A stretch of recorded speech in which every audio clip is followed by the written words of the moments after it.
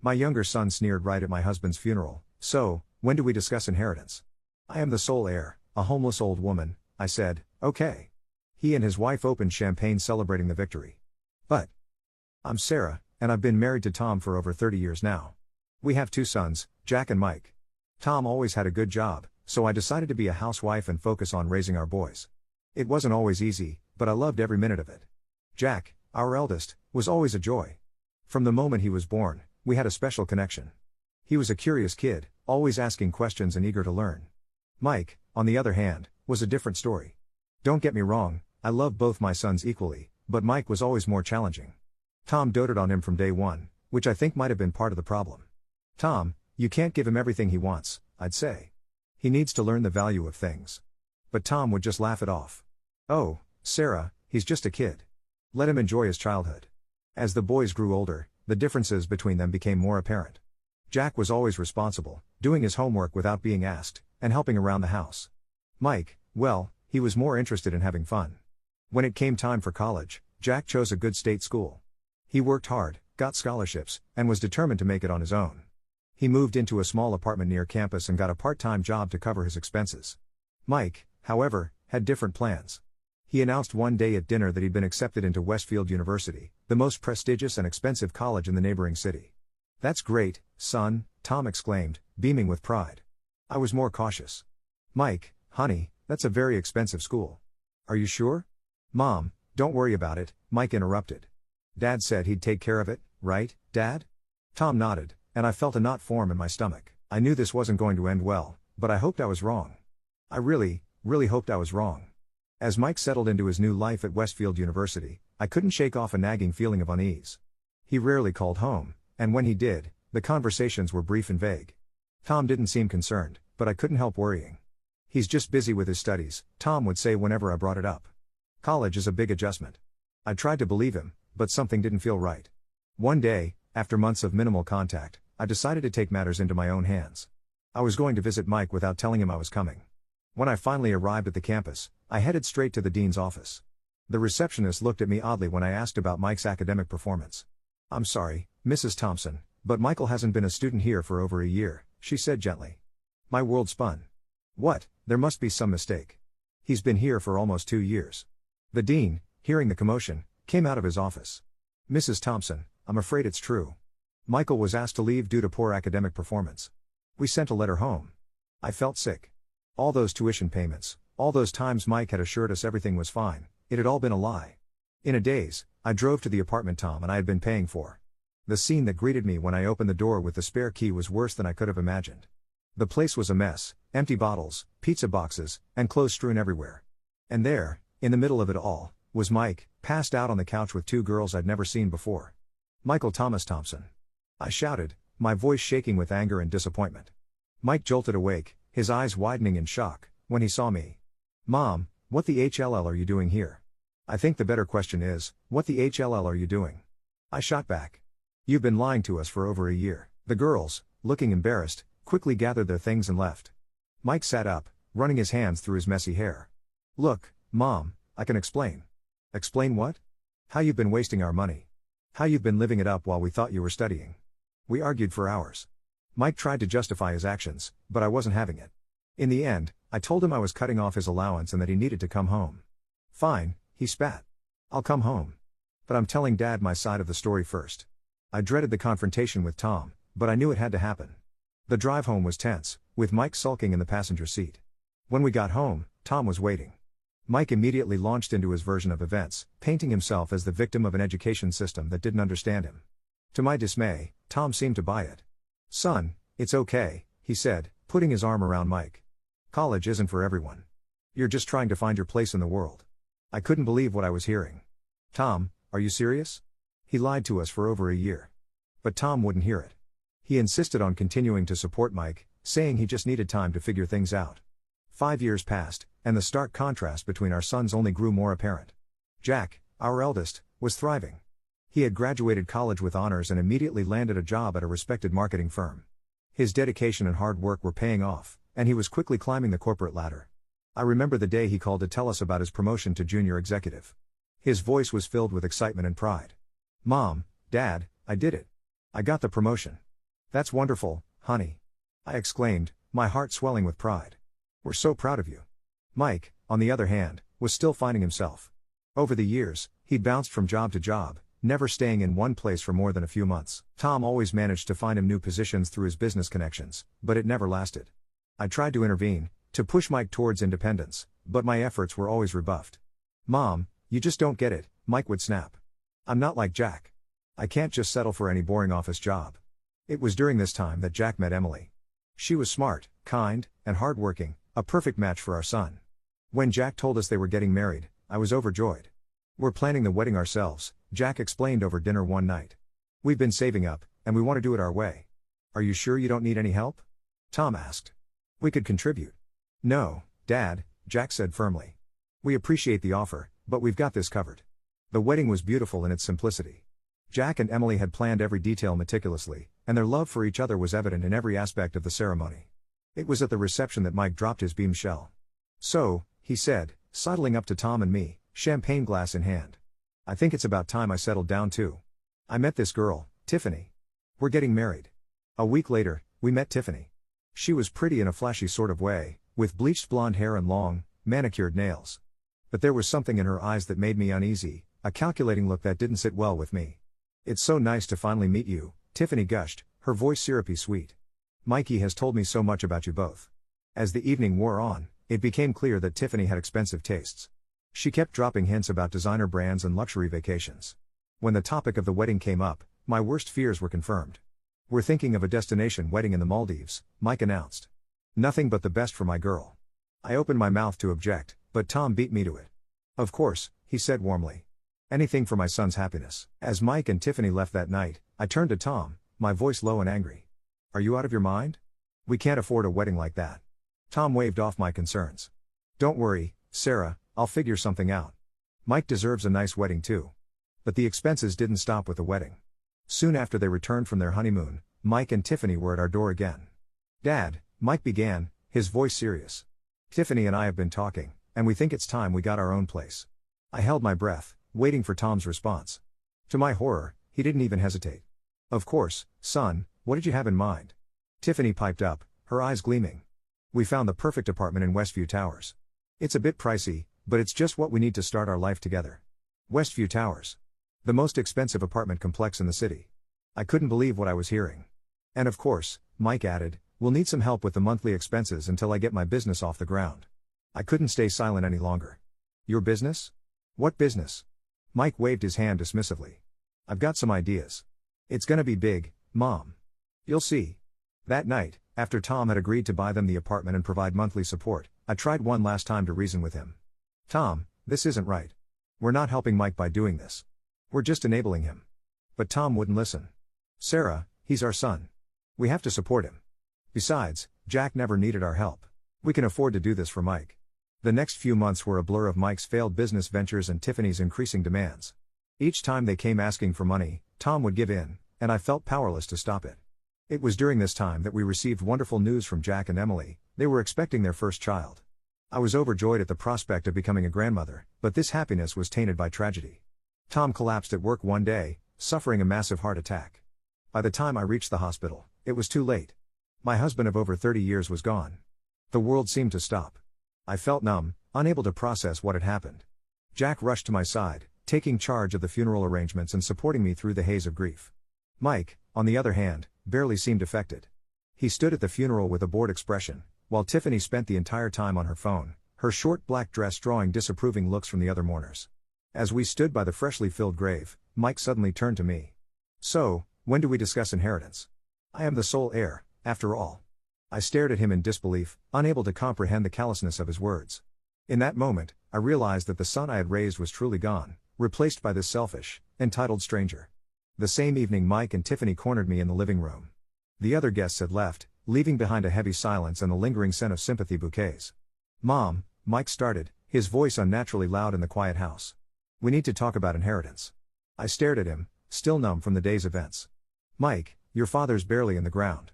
Can't this wait? Tiffany stepped forward, her eyes glittering. With all due respect, we have a right to know. We have plans, you know. I felt a surge of anger cut through my grief. Plans? What plans could be so important that you need to discuss this now? I need time to grieve, to sort things out. Tiffany's face twisted into an ugly sneer. Time? What you need is to face reality, old woman. This house, everything in it, it's all ours now. I couldn't believe what I was hearing. Excuse me? She sauntered around the room, running her fingers over the furniture. Oh yes, I had big plans for this place. Most of this old junk will have to go, of course. I felt like I was in some sort of twisted nightmare. I am not going anywhere, I said firmly. This is my home, and while I'm alive, I'll be the one deciding what happens to it. Tiffany laughed, a cold, cruel sound. Well, at your age, that won't be for long, will it? I recoiled as if I'd been slapped. Before I could respond, Jack's voice cut through the tension. That's enough, he said, stepping into the room. I hadn't even realized he was still in the house. You should both be ashamed of yourselves. Mike turned to his brother, his face flushing. Stay out of this, Jack. It's none of your business. It became my business when you started harassing our mother on the day of our father's funeral, Jack shot back. He turned to me, his voice softening. Mom, I've been thinking. I want you to know that I'm giving up my share of the inheritance to Mike. I gasped, and Mike's eyes widened in surprise. Jack continued. And Mom, I think you should do the same. Trust me on this. I stared at him, confused. What was he thinking? But as I looked into his eyes, I saw a silent plea. Despite my bewilderment, I found myself nodding. All right, I said slowly. If that's what you think is best, I'll do the same. Mike and Tiffany exchanged gleeful looks. We'll go to the notary in a couple of days to make it official, Jack said firmly. For now, I think you two should leave. Mom needs rest. As Mike and Tiffany left, celebrating their perceived victory, I turned to Jack. What are you doing? I whispered. He squeezed my hand. Trust me, Mom. I'll explain everything soon. For now, pack your things. You're coming to stay with Emily and me for a while. As I packed a small bag, my mind was reeling. I was leaving the home I'd shared with Tom for over 3 decades, giving up my inheritance to a son who seemed to care more about money than his own mother. The drive to Jack and Emily's house was quiet. I sat in the passenger seat, my mind swirling with questions I couldn't bring myself to ask. Jack seemed lost in thought, his knuckles wide on the steering wheel. When we arrived, Emily greeted us at the door. Her pregnant belly was more prominent now, and despite my turmoil, I felt a flutter of joy at the sight. Oh, Sarah, she said, pulling me into a gentle hug. I'm so sorry about all of this. Come in, I've made up the guest room for you. As I settled into the cozy guest room, I heard Jack and Emily talking in hushed tones downstairs. I wanted answers, but exhaustion overtook me, and I fell into a fitful sleep. The next morning, I found Jack in the kitchen, nursing a cup of coffee. I took a deep breath, bracing myself. All right, Jack. What's going on? Why did you ask me to give up the inheritance? Jack sighed heavily. Mom, there's something you need to know. A few weeks before Dad died, he called me to his office. He confessed something to me. My heart raced. What did he say? Dad was in debt, Mom. Serious debt, Jack said, his voice low. He'd taken out loans to pay for Mike's wedding, the apartment, everything. And he'd used the house as collateral. I felt the blood drain from my face. What? But, how? Why didn't he tell me? Jack shook his head. He was ashamed, I think. He realized too late that he'd made a mistake enabling Mike for so long. But by then, it was too deep. I sat back, stunned. All those years of indulging Mike, of giving in to his every whim, it had cost us everything. So, when Mike inherits? I began, realization dawning. Jack nodded grimly. He inherits the debt too. All of it. I gasped, but that means. It means Mike and Tiffany are in for a rude awakening, Jack finished. They think they're getting a fortune, but what they're really getting is a mountain of debt. Part of me wanted to warn Mike, to protect him from what was coming. But another part, a part one wasn't proud of, felt a grim satisfaction. Shouldn't we tell him? I asked, my voice small. Jack shook his head. No, Mom. It's time Mike faced the consequences of his actions. Dad protected him for too long. This is his wake-up call. I nodded slowly, understanding the wisdom in Jack's words. But what about me? Where will I go? Jack reached across the table, taking my hand. You'll stay with us, Mom. For as long as you need. We've got plenty of room, and we'd love to have you here when the baby comes. Tears welled up in my eyes. Oh, Jack. I don't know what to say. Emily joined us then, her hand resting on her belly. Say yes, Sarah. We want you here. A few days later, we went to the notary's office to officially sign the waiver of inheritance. Mike and Tiffany were there, barely containing their excitement. As we signed the papers, I could see the gleam of triumph in their eyes. After the notary confirmed the documents were in order, Mike turned to me, his face twisted in a cruel smirk. You know what, Mom? I've never loved you, he spat, his words dripping with venom. You always tried to control me, always forbade me from spending money. And now look at you, a homeless old woman. I couldn't be happier. Tiffany laughed at his cruel joke, hanging onto his arm as they sauntered out of the office, heading to what used to be my home with Tom. The days following the notary visit were a blur of emotions. I tried to keep busy at Jack and Emily's house, helping with chores and preparing for the baby's arrival. But Mike's cruel words kept echoing in my mind, reopening wounds I thought had long since healed. One morning, about a week after we'd signed the papers, I was helping Emily fold laundry when my phone rang. The number was unfamiliar. Hello? I answered, a hint of trepidation in my voice. Mrs. Thompson, a cheerful male voice responded. This is Marcus from Lakeview Estates. I'm calling to inform you that your new home is ready for you to move in. I nearly dropped the phone. I'm sorry, there must be some mistake. I don't have a new home. Marcus chuckled warmly. No mistake, ma'am. Your late husband, Mr. Thompson, arranged everything. The mansion in our community is fully paid for and ready for you to take possession. As Marcus explained further, I felt my knees go weak. Emily rushed to my side, concern etched on her face. Sarah? What is it? What's wrong? She asked, helping me to a chair. I relayed Marcus's words, my voice shaking with disbelief. Tom had secretly invested in a beautiful home for me, separate from all his other assets. He'd made sure I would be taken care of, no matter what. Jack came home early that day, and we drove to Lakeview Estates together. As we pulled up to the address Marcus had given us, I guessed. The house, no, mansion, was stunning. It stood proudly in an elite gated community, surrounded by manicured lawns and stately trees. Marcus met us at the door, beaming as he handed me the keys. Welcome home, Mrs. Thompson. Your husband wanted to make sure you had everything you needed. As we toured the house, I was overwhelmed by Tom's thoughtfulness. Every detail had been carefully considered, from the fully equipped kitchen to the cozy library filled with my favorite books. There was even a nursery, ready for visits from my future grandchild. Oh, Tom, I whispered, tears streaming down my face. You always knew how to take care of me. A few days after settling into my new mansion, I was packing some remaining belongings at Jack's house. Suddenly, the front door burst open with a bang. Mike stormed in, his hair disheveled and his eyes wild. Tiffany trailed behind him, her face a mask of fury. Mom, Jack. You lying, cheating bastards. Mike yelled, his face red with rage. I stood up, my heart racing. Mike, Tiffany, please calm down. What's going on? Mike thrust the papers in my face. Creditors came to the house, Dad's house. They're demanding payment of all these debts I knew nothing about. They say since I'm Dad's sole heir, I've inherited all his debts along with the property. Tiffany chimed in, her voice shrill. They're threatening to take the house if we don't pay up immediately, Mike continued, his voice a mix of anger and desperation. I checked Dad's accounts. There's no money, Mom, nothing. He was supposed to have savings, but it's all gone. Where is it? I couldn't help but smile sadly, the irony of the situation not lost on me. Your father invested that money in my mansion a few years ago. He put it in my name so it's not part of the inheritance. Mike's jaw dropped but then he perked up. Mom, you have to sell the mansion and give me the money. It's the only way to save Dad's house. I shook my head slowly. I'm sorry, Mike, but I can't do that. The mansion is mine, legally and rightfully. Why don't you sell the apartment your father bought for you? No, Mike shouted. We're counting on rental income from that place. There has to be another way. I spread my hands, feeling a strange mix of sadness and vindication. I'm afraid there isn't, Mike. This isn't my problem to solve anymore. Then, remembering his cruel words from the notary's office, I couldn't resist adding, tell me, how does it feel to ask for help from a homeless old woman? Mike's face flushed an even deeper red, his fists clenching at his sides. For a moment, I thought he might lash out physically. But before he could react, Jack stepped between us. His voice was calm but firm as he said, that's enough. You've made your choices. Now you have to live with the consequences. Get out of my house. With a firm hand, Jack escorted Mike and Tiffany to the door, closing it behind them with a definitive click.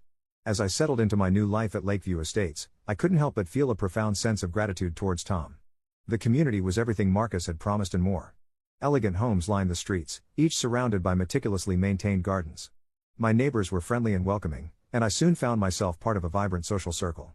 One of the best features of my new home was its proximity to a top-notch medical clinic. Given my age, it was comforting to know that excellent health care was just a stone's throw away. One sunny afternoon, as I was tending to my rose bushes, I received a call from my old friend, Margaret. After exchanging pleasantries, she hesitated, her voice taking on a more serious tone. Sarah, I thought you should know. I've heard some news about Mike and Tiffany. I paused, my heart skipping a beat.